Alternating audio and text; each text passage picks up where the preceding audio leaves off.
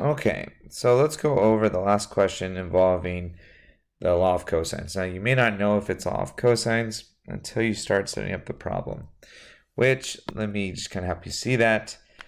You have a hiker A who goes to the right, going at 3 miles per hour, right there. Hiker B going to the left, who goes at 5 miles per hour. After 12 hours, the distance between them is 76.6 miles. So therefore, I can calculate the distance hiker A has gone and the distance hiker B has gone. That is just simply multiplying each of those rates by 12. And now I take a look and notice, okay, they want you to find the angle. And there's no angles given, so therefore I can't use law of sines. I have to use law of cosines. And remember, law of cosines is the Pythagorean theorem with an additional piece. And that is what allows us to use right triangles to find out these missing pieces. So all I'm doing is just plugging in the pieces that I need. So in this case, I know what the big C length is 76.6.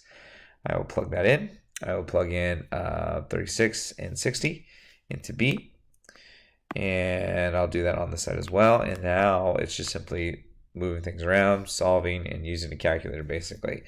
Because what I'll do is I'm just going to subtract all of that over here, which if I do, after squaring it and subtracting, I get 971.56.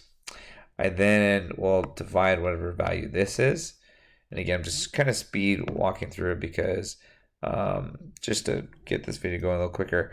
But basically, if I divide that value here by -2 times 60 times 36, I get this decimal. Now that decimal isn't the angle. It is the ratio of cosine of C.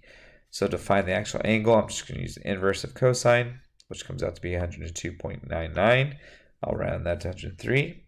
And there you have it. There is your last question involving the law of cosines.